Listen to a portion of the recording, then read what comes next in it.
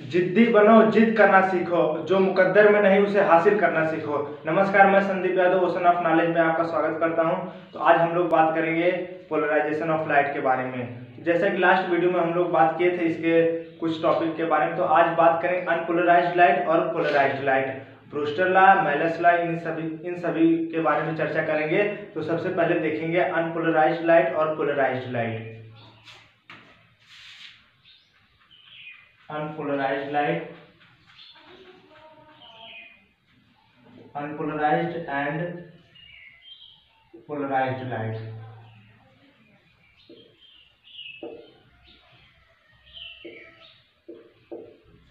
तो जैसा कि हमको पता है कि जो लाइट है वह एक ट्रांसवर्स वेव है, और यह इसके जो इलेक्ट्रिक वेक्टर होते हैं वह जिस डायरेक्शन में लाइट रे प्रोपोगेट करती है उसके जस्ट परपेंडिकुलर वह वाइब्रेट करते रहते हैं। जैसे सपोज दैट जब कोई लाइट रे कुछ इस डायरेक्शन में प्रोपोगेट कर रही है, क्योंकि यह एक ट्रांसवर्स वेव है, तो इसके जो जितने भी इलेक्ट्रिक वेक्टर होंगे, इलेक्ट्रिक वेक्टर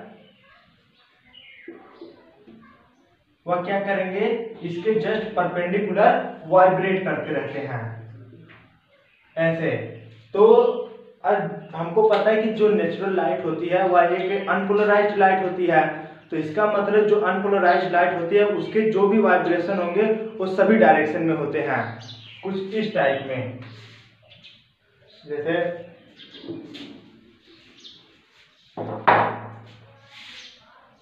यहाँ पर मान लीजिए कोई अनपोलराइज्ड लाइट है, तो उसका जो वाइब्रेशन होगा, इलेक्ट्रिक वेक्टर का जो वाइब्रेशन होगा वो सभी डायरेक्शन में होता है, ठीक। और यह क्योंकि सभी डायरेक्शन में होता है, और यहाँ पर एक टूरमेलिन का क्रिस्टल लिए यह एक एज ए पोलराइजर का काम कर रहा है।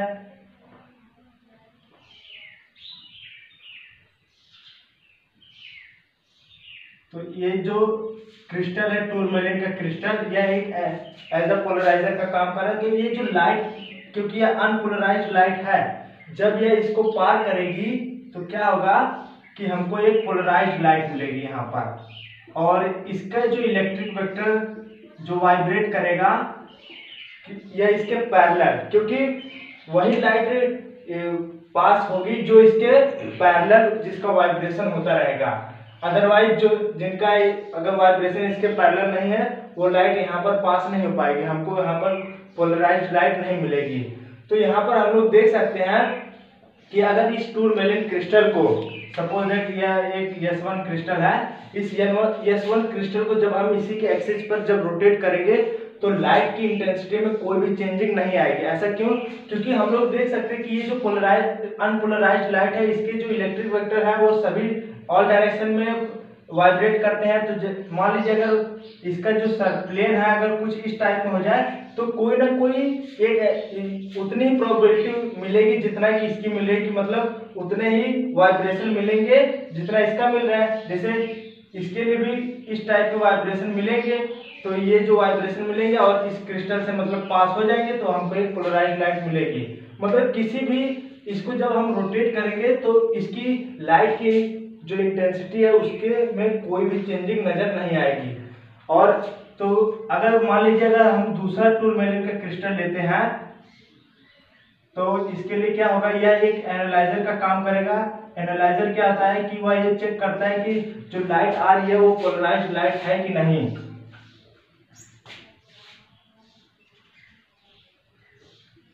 यह एक एनालाइजर है।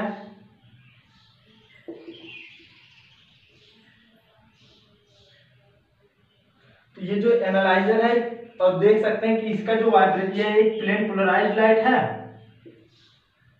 Plane polarised light. यह जो प्लेन पोलराइज्ड लाइट है, जब यह इससे पास करेगी तो क्या होगा कि यहाँ पर हमको एक सेम इंटेंसिटी की लाइट मिलेगी, क्योंकि यहाँ पर देख सकते हैं कि जो टूरमेलिन का क्रिस्टल S1 और S2 यह एक दूसरे के पैरेलल हैं, तो वही वाइब्रेशन यहाँ पर पास हो जाएगा। लेकिन अगर हम इस टूरमेलिन क्रिस्टल अगर हम इसको रोटेट करेंगे तो क्या होगा कि लाइट की इंटेंसिटी में चेंजिंग आएगी। क्या होगा कि लाइट की इंटेंसिटी धीरे धीरे घटने लगेगी।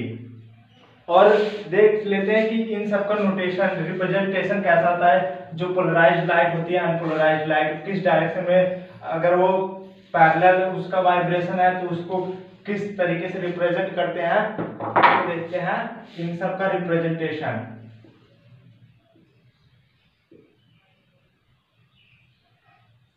जो रिप्रेजेंटेशन है, सबसे पहले देखते हैं अनपोलराइज्ड लाइट, क्योंकि हमको पता है जो अनपोलराइज्ड लाइट है वह ऑल डायरेक्शन में, इसके जितने भी इलेक्ट्रिक वेक्टर होते हैं वो सभी डायरेक्शन में वाइब्रेट करते हैं। तो उसको हम लोग इस तरीके से दिखाते हैं। इसका जो रिप्रेजेंटेशन है एक सिंपली इस टाइप से, एक कह सकते हैं स्टार टाइप में, क्योंकि ये सभी डायरेक्शन में वाइब्रेट होता है।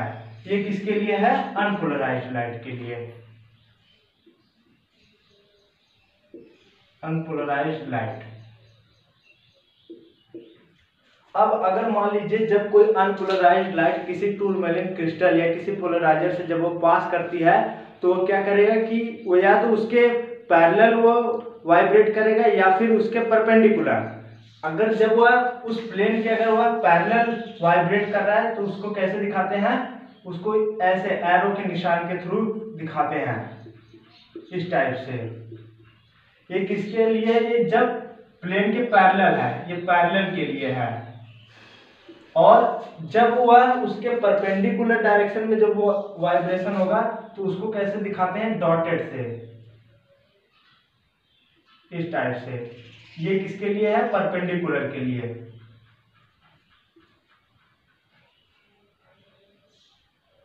ये परपेंडिकुलर के लिए है और ये पैरेलल के लिए है। तो अब देखते हैं प्लेन ऑफ वाइब्रेशन और प्लेन ऑफ पोलराइजेशन क्या होता है। तो इसके लिए सब पहले देखते हैं plane of vibration and plane of polarization, plane of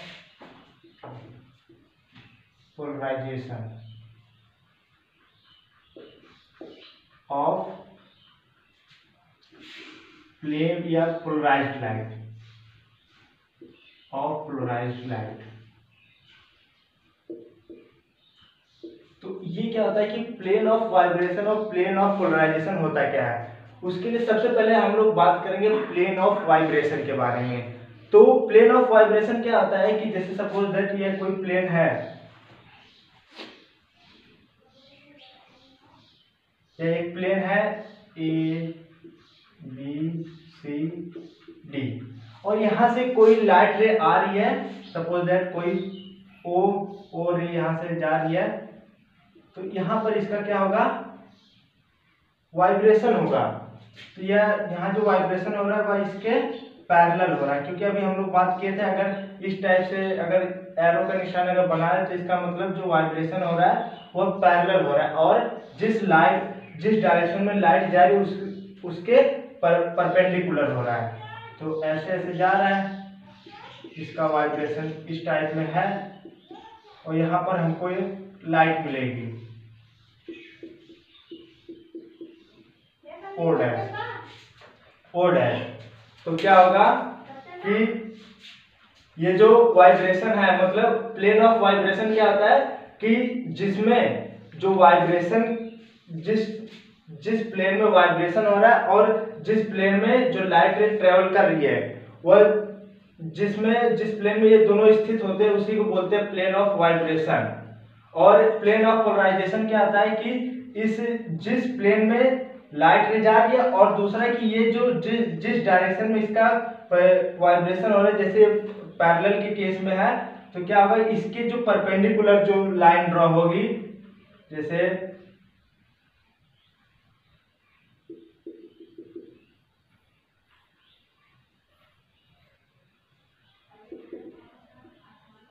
मान लीजिए यह ई एफ जी और ये एच हो जाएगा, ठीक। तो ई एफ जी एच क्या है?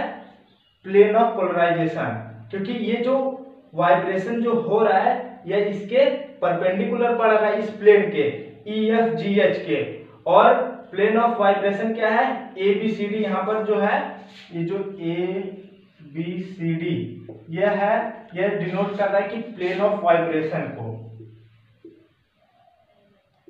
Plane of vibration.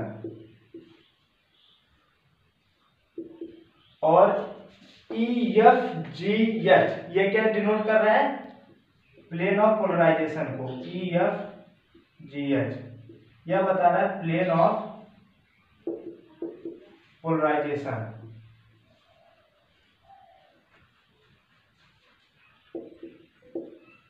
ठीक, ये हो गया। अब हम लोग बात करेंगे मेलस लॉ की।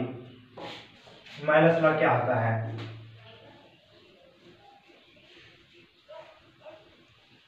तो इसके लिए पहले फिगर बनाते हैं। जैसे जब कोई मेलस लॉ, मेलस लॉ क्या है कि जैसे सपोज दैट कोई अनपोलराइज्ड लाइट है, वह जब किसी पोलराइजर से गुजरती है, मान लीजिए यहाँ पर एक पोलराइजर है, टूरमैलिन का क्रिस्टल लेते हैं,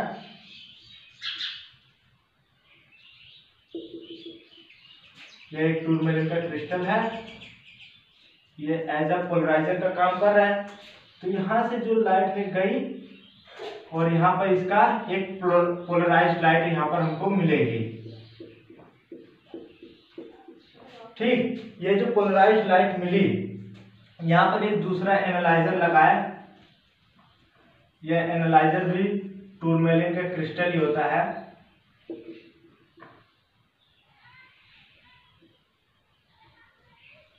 इसको ये S1 है, ये S2। इस कंडीशन में हम लोग देख रहे हैं कि जो ये जो टूरमैलिन का क्रिस्टल S2 है और S1 ये एक दूसरे के पैरेलल हैं। तो इस कंडीशन में क्या होगा कि हमको एक सेम इंटेंसिटी की लाइट हमको मिलेगी। लेकिन जो मेलस लॉ ये वो बताता है कि अगर हम इस टूरमैलिन क्रिस्टल S2 को जब रोटेट करते हैं तो लाइट की इंटेंसिटी में चेंजिंग आती है। क्योंकि यहाँ पर देख रहे हैं कि जो प्लेन ऑफ वाइब्रेशन हो रहा है, सॉरी जो प्लेन पोलराइज्ड लाइट का जो वाइब्रेशन है वो इस टाइप में है। ऐसे अगर इसको जब हम रोटेट करेंगे तो मान लीजिए उसका जो प्लेन, ये जो प्लेन है अगर वह ऐसे पड़ेगा तो जो लाइट की इंटेंसिटी में हमको चेंजिंग नजर आएगी। यहाँ पर हमको थोड़ा कम मतलब इंटेंसिटी की लाइट मिलेगी। तो क्योंकि जो इस टाइप में होगा तो वही निकल पाता है, क्योंकि यहाँ पर इसका जो वाइब्रेशन होगा इस टाइप में है, तो इसलिए यहाँ से तो क्रॉस नहीं होगा, बहुत कम क्रॉस होगा, तो इसलिए लाइट की इंटेंसिटी में चेंजिंग आएगी। तो यहाँ पर देख सकते हैं जो इसके बीच जो एंगल बनेगा, ये जो सपोज दैट ये एंगल थीटा बन रहा है, तो ये बताता है कि जो लाइट की इंटेंसिटी, जो फाइनल इंटेंसिटी हमको मिलती है लाइट की, यह I इक्वल टू होता है I not cos square theta. यह इस थीटा एंगल पर डिपेंड करती है। मतलब टूरमैलिन का क्रिस्टल पोलराइजर और एनालाइजर के प्लेन के बीच जो एंगल बनता है उसके ऊपर ये डिपेंड करती है। उसके कोसाइन क्या स्क्वायर के प्रोपोर्शनल में होता है, मतलब I प्रोपोर्शनल होता है कॉस स्क्वायर थीटा, इसके प्रोपोर्शनल होता है। जब ये प्रोपोर्शनैलिटी कांस्टेंट हटाते हैं तो क्या मिलेगा, I not cos square theta. Suppose that अगर मान लीजिए यहाँ पर लाइट की जो इंटेंसिटी है, जो इनिशियल इंटेंसिटी हुआ मान लीजिए I नॉट है, ठीक, तो यहाँ पर मिली, तो यहाँ पर भी हमको वही इंटेंसिटी की लाइट मिलेगी जो यहाँ पर है, क्योंकि ये अनपोलराइज्ड लाइट है और जब ये इस टूरमैलिन क्रिस्टल से जब ये पास करेगी तो सेम इंटेंसिटी की लाइट हमको मिलती है। तो यहाँ पर भी I नॉट ही मिलेगी। तो ये जो I नॉट है जब यह इस टूरमैलिन क्रिस्टल से जाएगी, जो कि इसको अगर हम लोग रोटेट कर देंगे तो उस कंडीशन में क्या होगा कि लाइट की इंटेंसिटी कम मिलेगी, और एक कंडीशन ऐसी आएगी कि हमको जीरो इंटेंसिटी मिलेगी जब यह दोनों एक दूसरे के परपेंडिकुलर हो जाएंगे। तो उस कंडीशन में क्या होगा, जब यह दोनों एक दूसरे के परपेंडिकुलर हो जाएंगे तो थीटा की वैल्यू कितनी हो जाएगी, 90। और अगर इस फॉर्मूले में रखेंगे तो I इक्वल टू क्या मिलेगा, I नॉट कॉस स्क्वायर, क्योंकि थीटा की वैल्यू 90 है तो कॉस 90 की वैल्यू होती है 0, तो I इक्वल टू हमको 0 मिल जाएगा। किस कंडीशन में? जब यह एक दूसरे के परपेंडिकुलर होंगे। और अगर सपोज दैट यह एक दूसरे की जब पैरेलल है तो थीटा की वैल्यू कितनी होगी? थीटा इक्वल टू 0 होगा। जब 0 होगा तो cos 0 की वैल्यू होती है 1, तो जो I इक्वल टू मिलेगा I नॉट। मतलब जो यहाँ पर जो इंटेंसिटी थी वही इंटेंसिटी यहाँ पर भी मिलेगी। अगर वह किसी एंगल पर है, सपोज दैट अगर वह किसी एंगल थीटा इक्वल टू अगर मान लीजिए 30 डिग्री है, तब लाइट की इंटेंसिटी, फाइनल इंटेंसिटी कितनी मिलेगी? वह I इक्वल टू हो जाएगा I नॉट cos 30 का स्क्वायर। तो cos 30 की वैल्यू कितनी होती है? √3/2। इसका मतलब I नॉट 3I/4। तो फाइनल जो इंटेंसिटी हमको मिलेगी वो 3I/4। मतलब किसके ऊपर डिपेंड कर रहा है? इस ये जो पोलराइजर है, पोलराइजर और एनालाइजर, इन दोनों की जो प्लेन का जो एंगल है, इन दोनों के प्लेन के बीच जो एंगल है उसके ऊपर डिपेंड करता है कि फाइनल इंटेंसिटी हमको कितनी मिलेगी। तो अगर इसको अगर एक नंबर में या पूछ लेता है कि मेलस लॉ है क्या, तो इसको क्या कह सकते हैं कि ये क्या दिखाता है? Malus law, it states that the intensity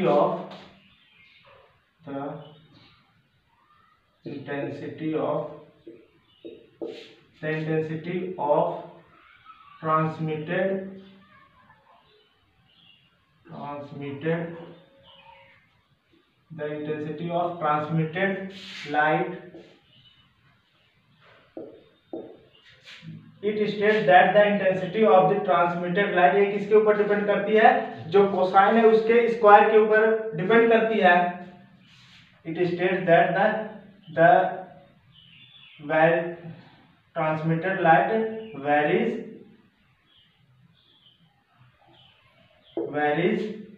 square of the cosine। ये किसके ऊपर डिपेंड करती है? कोसाइन के स्क्वायर के ऊपर डिपेंड करती है। और क्या होता है कि जो एंगल होता है एनालाइजर और पोलराइजर के बीच, पोलराइजर और जो एनालाइजर,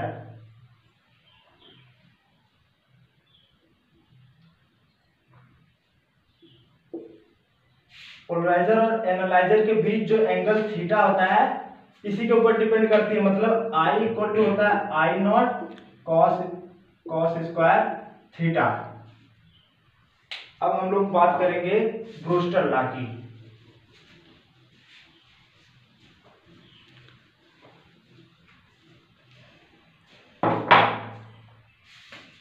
तो जो पोलराइजेशन होता है हम इसको कई तरीके से करवा सकते हैं, जैसे रिफ्लेक्शन के थ्रू, डबल रिफ्रैक्शन, इन सभी चीजों से करवा सकते हैं। तो रिफ्लेक्शन के केस में जो पोलराइज्ड लाइट मिलती है उसी के रूप में इन्होंने, ब्रूस्टर ने एक अपना नियम दिया है, उसी के बारे में हम लोग अब चर्चा करेंगे। तो पोलराइजेशन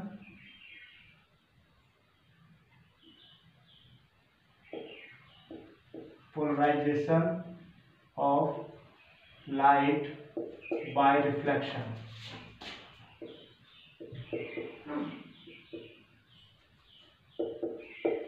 ब्रूस्टर लॉ।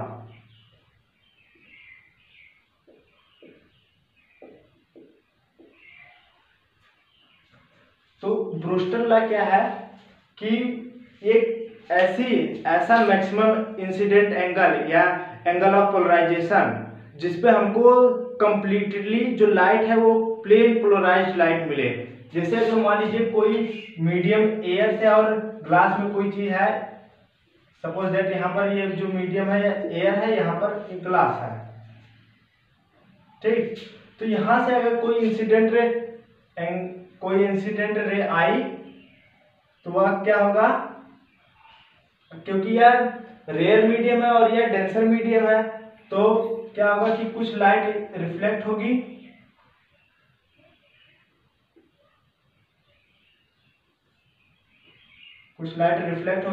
और क्योंकि यह एयर और ग्लास है, रेयर मीडियम जब डेंसर मीडियम की तरफ आती है तो यह क्या होता है, नॉर्मल से की तरफ झुक जाती है। और यहाँ पर क्या होगा कि हमको एक परपेंडिकुलर डायरेक्शन में जो इसके जो पार्टिकल होंगे वो मिलेंगे, जो इनका जो वाइब्रेशन होगा वह प्लेन के परपेंडिकुलर डायरेक्शन में होगा, और जिस डायरेक्शन में लाइट प्रोपोगेट कर रही है उसके जस्ट परपेंडिकुलर होगा। ये जो हमको जो लाइट मिलती है ये होती है प्लेन, टोटली कह सकते हैं प्लेन पोलराइज्ड लाइट होती है, प्लेन पोलराइज्ड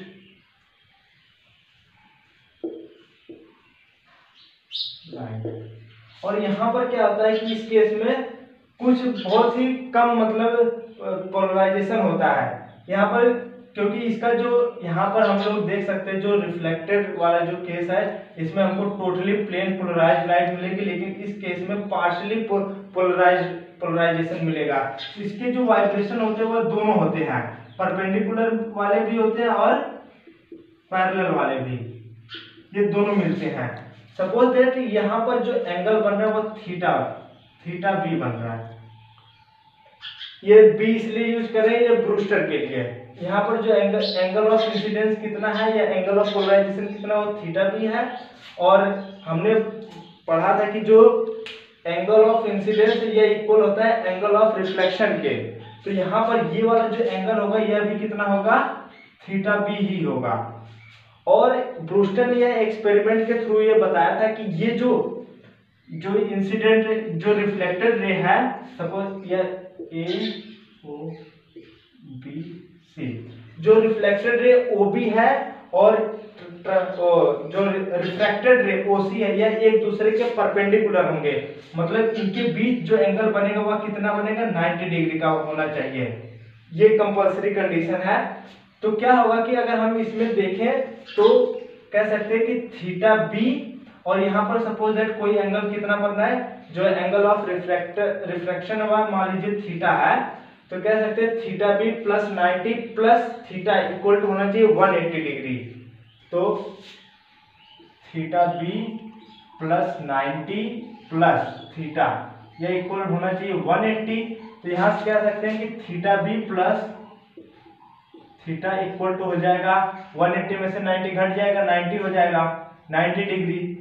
ठीक, इसका मतलब यह एक दूसरे के परपेंडिकुलर होने चाहिए, मतलब रिफ्लेक्टेड रे ओबी और ओसी रिफ्लेक्टेड रे यह एक दूसरे के परपेंडिकुलर होना चाहिए। और हमने बात किया था जो स्नेल लॉ ये बताता है कि म्यू इक्वल टू, म्यू यहाँ पर क्या है, refractive index, mu equal to sine i upon sine r होता है। यहाँ पर साइन आई क्या है, एंगल, यहाँ पर थीटा बी है क्योंकि एंगल ऑफ इंसिडेंस यही है थीटा बी, तो कह सकते हैं थीटा बी अपॉन यहाँ पर जो एंगल बन रहा है यहाँ पर कितना बन रहा है, थीटा अपॉन साइन थीटा। ठीक, तो क्या करें कि यहाँ से ये इसको सपोज दैट ये इक्वेशन फर्स्ट है या इक्वेशन सेकेंड। ये जो इक्वेशन फर्स्ट है इसमें अगर हम लोग थीटा बराबर निकालें तो कितना आ जाएगा,